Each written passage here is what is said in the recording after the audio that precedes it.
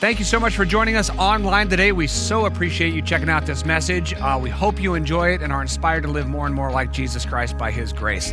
If you would like to support the ministries of Rancho, you can do so at rancho.tv/giving. Set up a giving profile and a reoccurring gift. We'd sure appreciate that. Enjoy. All right. It is a little tough talking about money in church because there's so many like bozos out there, truly religious folks who are manipulating their congregations to get money and build these empires. And you've seen all the stereotypical stuff over the last, 30 years. You got pastors in church with jets and riding Bentleys and, the preachers with sneakers. Social media, have you seen that? All right. Pretty cool. Check it out. It just kind of calls out preachers who are wearing $1,000 sneakers. And so I was real careful this morning to wear my most expensive pair of shoes that I had ever bought in my life. These are it. Most expensive pairs of shoes I've ever bought in my life. My wife's there. She was there when I got them. They are, what are they, Jen? They're Borns. So kind of like, can I wear Borns? Am I hip enough to wear Borns? And there they were, Nordstrom's rack. $69. I'm getting most expensive shoes I've ever worn, $69. So I just had to make sure of that today because there is a lot of abuse out there. I mean, truly, there really is. And not only is there abuse out there in terms of manipulating congregations to give money, quote, to God as huge empires are built and pastors making a ton of money, but there's also a manipulation of the scripture to promise people, hey, listen, you will be prosperous if you follow these rules. You will be prosperous. You'll get more money if you give money to the church. All these false promises, and it really, there's a collective like global eye roll, like, okay, yeah, we're over that. And I totally agree with that. So we try as best we can to be a bozo-free zone, although it just happened up here, I can't necessarily say that anymore. But we really do try. And we really try to operate with full integrity and full transparency and without any manipulation. That is our goal, and I think we do a pretty good job delivering on that. So here's what we're going to do today. Today we're going to talk about the vast biblical teaching on how to manage money in a way that makes our lives better. That's the goal, to make our lives better. The Bible talks about money a ton. Jesus mentions money dozens of times, not to manipulate crowds to get more donations at all. That's not the point of the scriptural teaching at all. The point of it is to make our lives better because so much of our lives are driven by how we manage money. Steve mentioned that earlier. We're managing money every day. We don't just manage our annual budgets. We're managing money every day, especially as prices go up and prices go up and prices go up, and they go up, and we have to manage every single day. It is like 62 degrees in the Treadway house right now because natural gas costs $1,000 a month. It's just crazy. We've got to manage money all the time. Every time we spend or go grocery shopping, we're managing money. So it's a big part of our lives, and a lot of stress can happen because of money management as well. And God just wants our lives to be better. He wants our lives not to be driven by the stress of money. He wants us to have, really kind of, as He says, light and easy lives. You come to me, you adopt the values, and you will have a light and easy life. And how about that for an invitation? A light and easy money management life. That's what we're talking about today. Here's one example of Jesus teaching about money. Luke 12:15. Jesus said, beware, guard against every kind of greed. Life is not measured by how much you own. That is beautiful teaching. Life is not measured by how much you own. So Jesus is looking around and He's just watching people grabbing for more money and more money and more money so they can present themselves as successful or present themselves as, somebody who's got it all together. And Jesus says, you're trying to measure your life by how much you earn and what you own, and your life is just being robbed. You're so much more than what you earn and so much more than what you buy. So Jesus is trying to give that real lifestyle of peace as we sort of decouple ourselves from this struggle for more and more and more. And so these principles that we're going to talk about today are for everybody. Rich, poor, everybody in between. Young, old, if you're retired or you haven't made a dime in your life because you're 9 years old, get some of these things in your brain today, because if you get these in your brain when you're 9 or 15 and you start practicing these things from the earliest days, I'm telling you, you will live a life at so much peace. So let's get going on this. First of all, I want us to understand that money, I brought a ton with me today, 20 bucks. Money is just a symbol. That's all it is. This is just a symbol and nothing more. Did a little research on this $20 bill. It cost the US government 7.5 cents to print this bill. This cost 7.5 cents. So why isn't this worth 7.5 cents?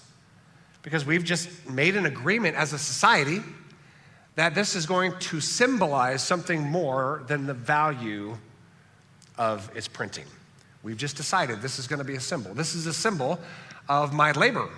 This is a symbol of my, intellectual, property and problem solving at work, right? So I work a job, and this is a symbol that represents that value. And then I'm going to take this symbol that represents the value of my work, and I'm going to give this symbol to another person because this represents the value of their goods and services that I want. Because there's two options. We either bargain and barter with stuff in the marketplace, or we use a symbol to be the mediator. So I can go to, Old Town Market this morning and barter for eggs, right? You have some eggs from your farm. What of value can I give to you, sir, for those eggs? Let me preach you a sermon. I said, no, I don't want that, right? I don't want that. So, but this $20, I can buy some eggs. Yes, you can buy 2 of them for $20. All right, well, I guess that's the deal these days. So money really is just a symbol. That's all it is. So if we can just kind of understand that what we're doing here and the whole system that we're in every single day is just trading symbols for goods and services that represent the value of those and the value of our labor. And that's really all it is. What it feels like is something entirely different. It feels like I need to get more. And it feels like, that new thing I want. And how can I leverage and how can I maybe borrow and get what I want? It feels so much more than just a simple system to exchange goods for labor.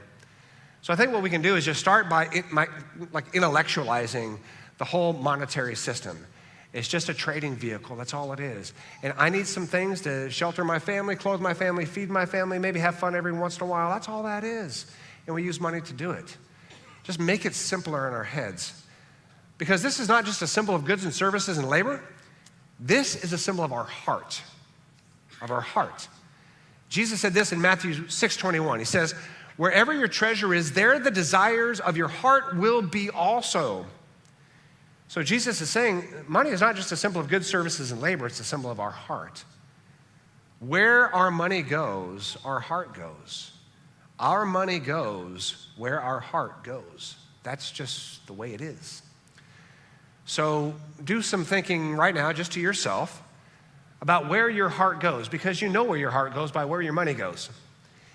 And for most of us, our heart goes to our household. And that's right, and that's good. Providing for our family, that's number one line item. Providing for our family, the basics. House, food, clothes, transportation. Our heart is to provide for our family, so you talk about the top line of our budget, it is providing for our family. For a lot of people, that is somewhere around 70 to 80% of our budget. House, transportation, food, utilities, clothes, that stuff. And then if you have kids, the next biggest item is kid stuff. Kid stuff. And kid stuff is remarkably expensive. Kids, you are remarkably expensive, so worth it. You're like $250,000 each, just looking around. Every kid's $250,000. That's how much it costs to raise you. That's just like an average. But then you add to that all the stuff that kids want to do and all the stuff that parents want kids to do. And it's all good stuff and it's all fun stuff. And we participate in it as well. Sports, entertainment, and groups and parties and all this stuff. It's a lot of money. That's big. That's where our heart is. Heart is with our kids, and so we put money in that direction. Now, after providing for our family and after kids stuff, there's the what's left money. The what's left money. After you paid all your bills, all the expenses are done for your household and your kids, what's left? 50% of Americans have less than $250 left after the bills are paid. $250. That's normal. So if you're saying, I don't really have any what's left money, it's totally normal. 100% normal, right? So don't feel bad about that. Maybe at some point you'll have some what's left money. But for most people, there's just not a lot there. And then there's fun money. Fun money. That's the stuff you do just for kicks. That's eating out, vacations, toys, that kind of stuff, right? That's the fun money. So our heart goes where our values are. The problem with that is sometimes our heart is chasing after more and chasing after more and chasing after more.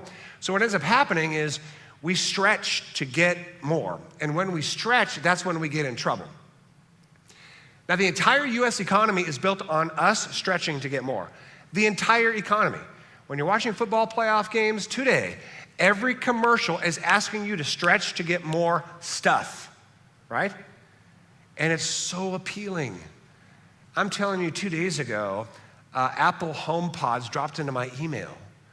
Apple owns a piece of my soul. I mean, truly owns a piece of my soul.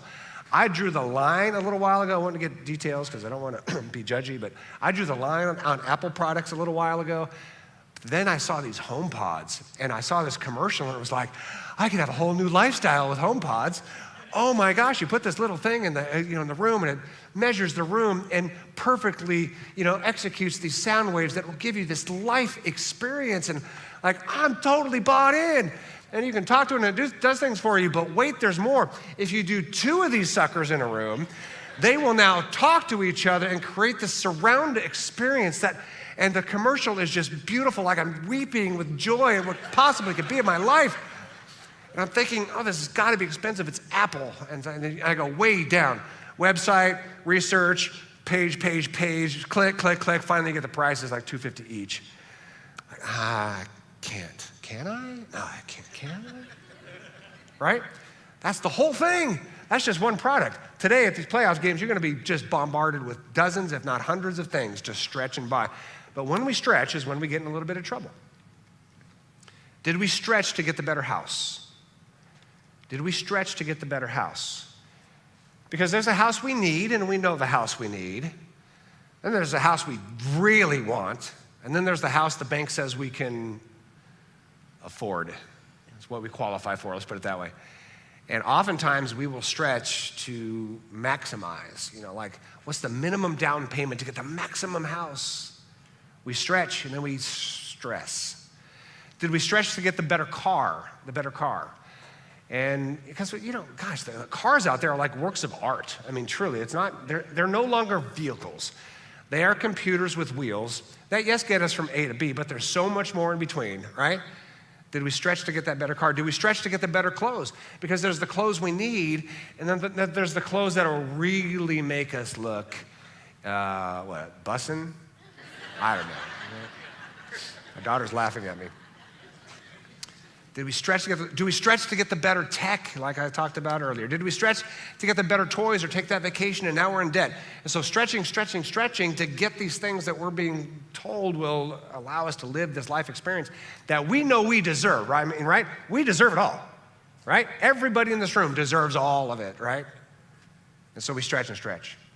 And that gets us stressed because now we're over leveraged and the debt is there, and then we're arguing in the family about use of money, and we're biting at each other. And then now, because we're so much in debt, we can't do the things that we actually could do if we weren't in so much debt. And then we're buried. That's the system. Now, we can do one of two things. We could change the heart first. Okay, God, I got myself in a little bit of trouble, a little over leveraged here, and I want to get out of that. Would you change my heart? And then maybe the money will follow. Or do we change the money and the heart will follow? So that's the question.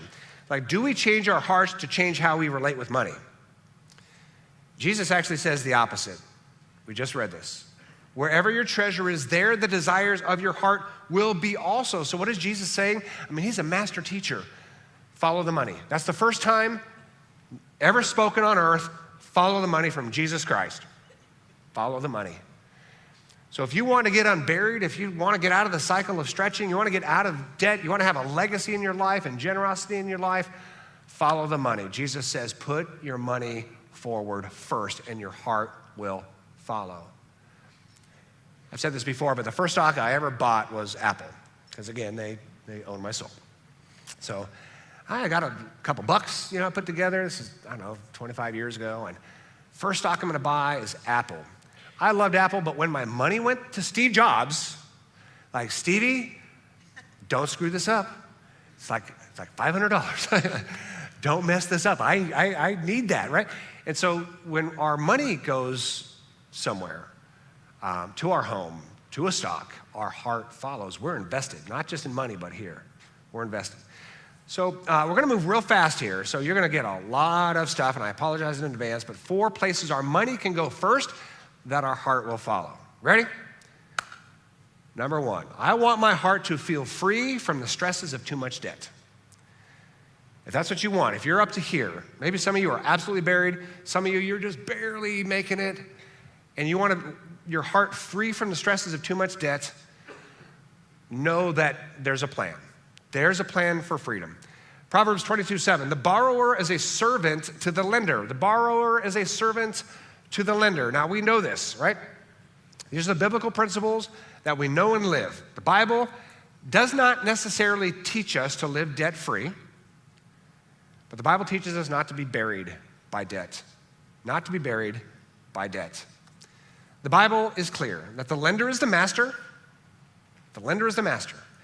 The borrower, the debtor, is the slave, and too much debt erodes the soul. There have been times in our own family life where we were in too much debt, particularly too much credit card debt, and that starts to really weigh on you because that interest is, I don't know what it is, like 19, 24, 26. I've heard incredible numbers that bury people. And usually with credit card debt, we bought kind of junk. It was cool at the time. It ends up just being corroding junk, and here we are paying double or triple the price because it's such high interest, and it's killing us, right? I get that. Now, the Bible doesn't say to live debt-free, but the Bible says don't get yourself stretched, don't get yourself buried, and watch how we acquire debt. In fact, in the Old Testament, there's an entire system of debt, and it's around what's called the year of Jubilee. So essentially, agrarian culture, they would go into debt to buy farms. And the expectation was that by every Jubilee, which was every 50 years, you'd pay it off. No debt was forgiven, but it was expected every 50 years the entire nation would do a mortgage burning. So the whole culture was like, hey, sometimes you have to get into debt, particularly to acquire a farm or to grow your farm. But by the year of Jubilee, which is coming up on a date certain, pay it off. So the Bible teaching is clear. Pay it off by this date, then the whole place would celebrate. So the Bible's not anti-debt, but just be very careful about debt. So here's some best practices about debt. It's okay, even biblically, to go into debt for a house. I don't know, maybe 2 people who could, save enough cash to write a check for a house. I just don't know too many people, especially their first house. As you go and invest and, pay it off, that's great down the road. But their first house, I don't know of anybody, maybe 1 or 2, who could write a check for their first house. And that money came from mommy and daddy. So let's just be clear. Probably okay to go into debt to buy a house. It is an appreciating asset with a lower interest rate. So that's okay. That asset usually over time appreciates, interest rates pretty low. Just don't stretch on your house. To go into debt to buy a car, for most people, it's a requirement because, again, most people can't just write a check for a car. Just be real careful on the car because statistically, it's the worst thing to go into debt for because it is a deeply depreciating asset and usually the interest rate's a little bit, higher. That's the worst case. But, for most people, they have to go into debt to buy a car. Just, again, don't stretch. It's not like your status symbol is the car you drive. If we think more intellectualize this, I need something to get from A to B, then we'll be wise about our car. Do not go into debt for tech, clothes, vacations, furniture. Just don't. Have debt well below what you qualify for. If the bank says you can qualify here, don't borrow here. Always borrow below that. Never carry credit card debt, ever. Young people, never, ever. We've had that. The average household has about $6,800 in credit card debt at 20-some% interest, tossing money away. Just light it up. It's more fun to just burn money in the street, right, than to have credit card debt. It's terrible, terrible, terrible. If you're in it, there's a way out of it. We'll talk about it in a minute. And if you're in it, you're normal. And we've been there. Pay down debt, all debt, faster than the amortization schedule. Whatever debt you have, house, cars, credit cards, pay more than you owe. Always, always, always. It's just good practice, and you will watch that debt, so let's say you have a 30-year mortgage on your house, you pay an extra, if you can, a couple $100 a month, that thing's gonna drop real quick, and now that house is gonna become more of an investment, and your future will be brighter. If the minimum payment's $100 for a credit card, you're paying $111, right? If your mortgage is $2,500, you're paying $28 if you can, right? Just pay more every time you can. It's just a good habit. Be sure debt doesn't go past retirement. If at all possible, no debt past retirement. You want to retire at 68, your whole life plan is zero debt, not even a mortgage at 68. That's freedom, freedom, freedom. Now, here we are, let's say halfway through this sermon, and you're like, I have failed at all this. We do everything you just said don't do, right? I get that. You're normal. There's a way out. There's totally a way out. There is freedom.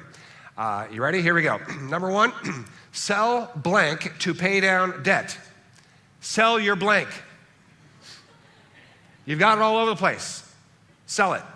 Offer Up. Offer Up is a best friend, right? Download the Offer Up app.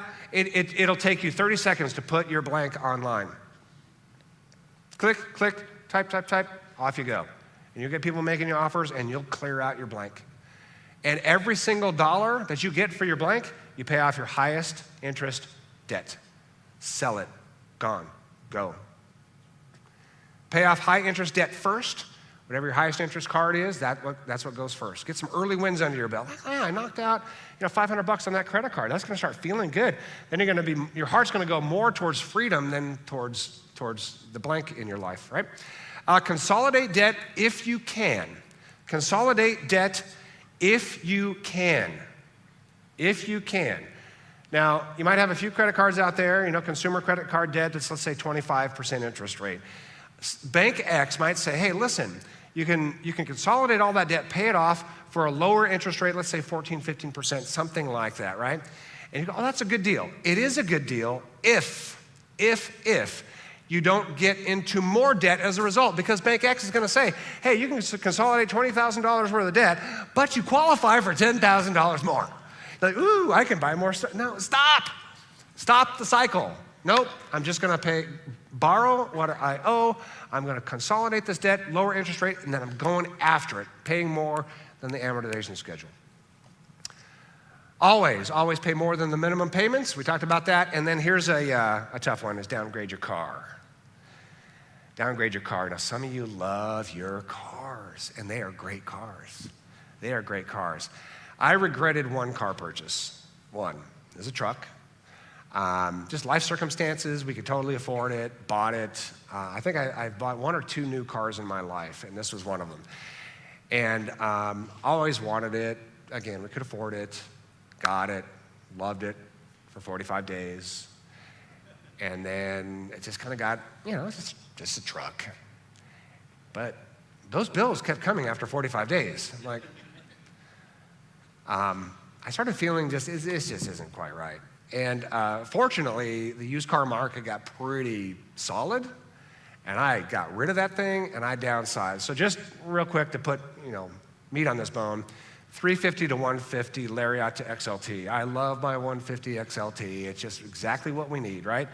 It tows what I want to tow, carries what I want to carry. It's not flashy. It's like the most vanilla car out in the parking lot.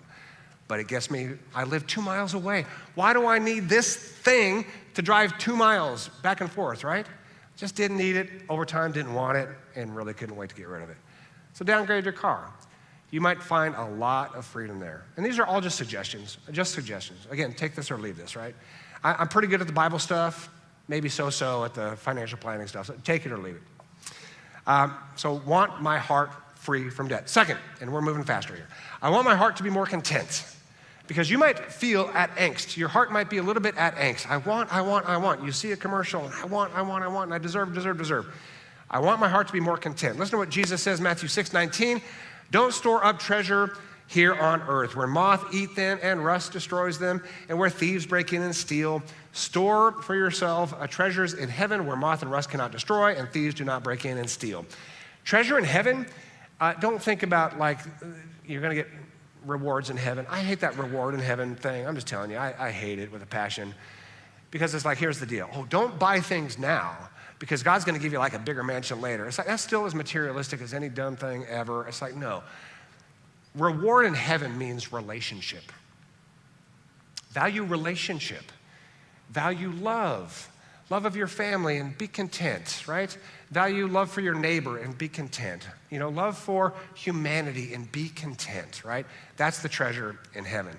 And listen to what the Proverbs says about this, and this is just pure, Spirit-inspired genius. Proverbs 13:7. Some who are poor pretend to be rich.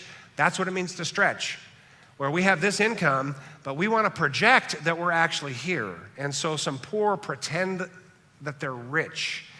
Buy things they shouldn't buy, go places they shouldn't go, not living within their means, not content, but we want to project that we are, in our minds, we want to project we're of more value than our paycheck. And I get that, it's normal, but at some point we got to say, no, this has got to go. We want a heart that's content. Listen to what it says then later. Others who are rich pretend to be poor.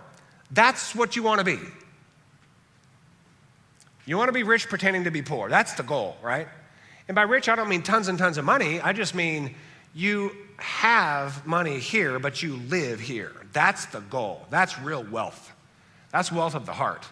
It's like, I have this income. I don't have to pretend like I'm richer than I am. I want to actually pretend like I'm poorer than I am, right? If I make this, I'm going to live here.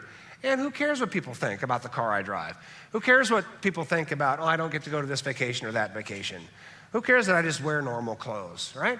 That's freedom. That's like heart level, soul level freedom. And that's an awesome place to be. I happen to be friends with some people who are very, very wealthy. And I'm telling you, it is jeans and t-shirt type stuff, right? And that's when you know somebody's free. They make good money and they're living here and they are free. They are free. So strive to be a rich person pretending to be poor. No matter how much money you make, try to be a rich person. And by poor, it's not like pauper. It's just, live below your means. Here's best practices in terms of contentment, right? Contentment means that we are going to start saving money. Saving money. Here's how to do that, starting from ground zero. Number one, audit your spending. Audit your spending. Most families don't know what they spend money on. They don't know it. They just spend, and their life goes over and over and over and just spend. So most families don't know. If I were to ask you, list all of the monthly subscriptions, audio, entertainment, TV, list them. Could you do it? If you think, we just don't know what we're spending money on. We signed up and this just goes. Do you know how much money you spend going out every month? You know that number? I do. Not you, us. I suspected, because this is years and years and years ago, we had a budget, but it was a budget really about, moderately educated budget about what we thought we were spending. And we had this line item, going out to eat, line item. It was a certain number, reasonable number, probably a little higher than I would like, but a reasonable number. Then my wife and I sat down and actually audited how much we spend going out. It was over double that number. I'm not going to tell you the number because it is a shame I will take with me to the grave. Only Jenny and I know, and you will never know what that number was. It's the high part of our going out to eat. And keep in mind, we got 4 kids, and we are busy every day. Oh, let's just swing by this, and let's just swing by that. We never ate any place nice. I mean, we just ate food, right? But it adds up to an incredible number. And when we were shocked by that number, because we did a little odd, it's like, okay, we can knock off like a lot of that. And we have more money than we even know, because it's just going and going and going. And so whether it's subscriptions or eating out or whatever it is, audit what you spend. And then save monthly for life. Save monthly for life. For you youth over there, if you don't have a job yet, save every single time you get money. Every single time, whether you're young or old. You get your first babysitting gig, take some of that and save it. You get some Christmas money, take some of that and save. Save. Every time you get money, you're saving. Auto save. This little banking app, every bank's got an app. This app runs my life, right? I'm going to open it up to see if there's any embarrassing things that pop up. Yeah, you don't need to know that. But this app runs my life, this banking app. Autosave was wonderful for us because there's some bills that came for us quarterly. Our insurance was quarterly and property taxes semi-annual. And then, you need tires and that's a big crisis and car registration. So bills don't always come super easy. So we took all of our uneven bills throughout the course of the year, added about 10%, and then every single paycheck we autosave the equal amount. Since we've done that, and this has been a very long time we've done that, we've never once been caught off guard by a bill or an unexpected expense that pops up because we autosave. Oh yeah, it's right there. It's right there. Property tax is right there, right? Insurance is right there. Auto registrations is right there. It is like a lifesaver because here's the deal for the Treadway family, and I'm going to be open, honest, and vulnerable. If we have it, we're going to be spending it. That's how it works. We has it, we spends it. that's just, if it's here, we try to be good. We're not dumb. But if it's here, we spend. So it's like the more we can auto get out, the better. So, 401k, auto out. 503b, auto out. Savings, auto out. Just get it done. My goal in financial managing the Treadway house is to make sure we don't actually touch any of it. Bills get paid, all auto, savings, auto. We have a little bit of money to do this or that, but we don't see it. And then that's how we manage our life. And these apps are just awesome. And honestly, banks are actually pretty good about helping you manage your money and giving you the tools to do it responsibly. So that's kind of cool. Autosave for the big purchases.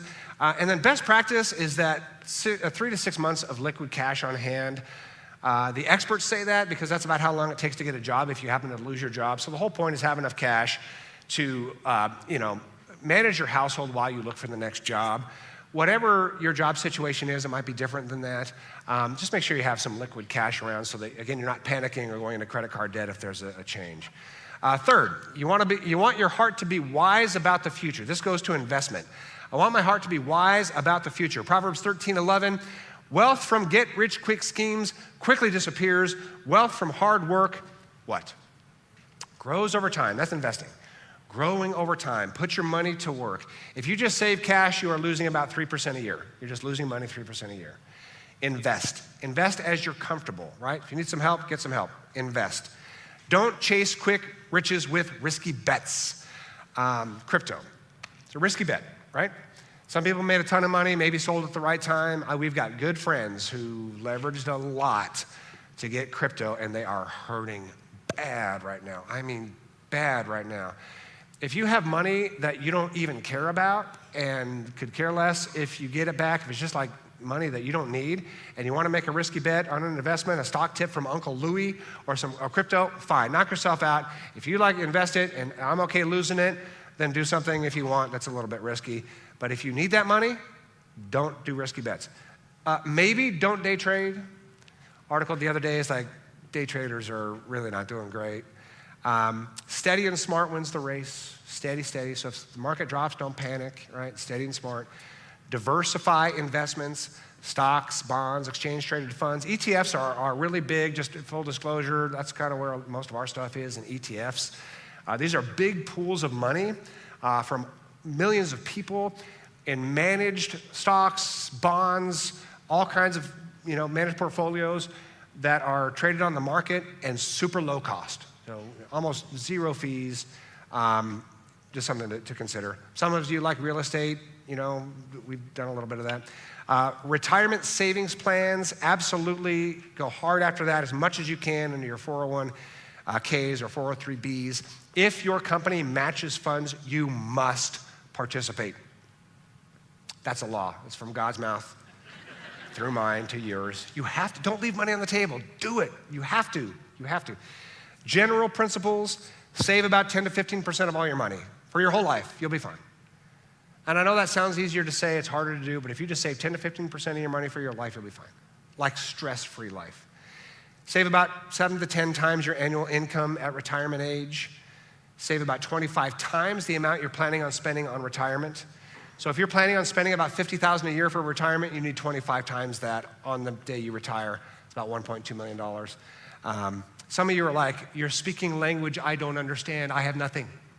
I get that. I'm just telling you and have given you some tools. There's a way out, little by little, revamping your finances. Finally and quickly, I want a heart to do more good in the world. If you want a heart to do good in this world, the money's got to follow. Actually, the money has to lead. Good that is done in this world happens through generosity of time and generosity of money. There's no way out of it. It's just the way it happens. That's how God designed it. You want to help people in need? It's going to take time, going to take money, period. End of discussion. So if you want to have a heart that's generous, start with the money. Start with the money. Acts 20:35 says this, help those in need by working hard. Work so that you can give just a little. You should remember the words of the Lord Jesus. It is more blessed to give than to receive. Jesus says, listen, you are going to be blessed if you give. It's not even about the help that you're doing. It's about participating in the work of doing good. The heart is going to change. The heart is going to be blessed. The heart is going to be satisfied. And some of you are saying, Treadway, you're not hearing me. We don't have any money. We can't give. We've been there. Again, 3 young kids in diapers, 1 tiny little income, right? We didn't give on a regular basis. We would go to an event, like a charitable event around here or whatever, and we'd look at each other and go, oh, we have nothing. Can we do $20? Okay, we can do. I mean, this is the conversations we had when we were young and did not have any money. And then we'd just try to give a little tiny bit. Now, did we think when we gave a little tiny bit that we were moving the needle on global poverty? No, we're not moving the needle on global poverty. Some good is going to happen by that $20 that we stretched to give at that time, but something good happened in us when we decided to give just a tiny little bit, right? Luke 21:2. Jesus saw a poor widow put in 2 small copper coins, and he said, truly I tell you, this poor widow has put in more than all of them. All the rich people who were bragging about how much they were giving, this poor widow put in 2 pennies. So even if you're struggling, and this is, I'm trying with every fiber in me, like zero guilt, zero anything, but you have 2 pennies.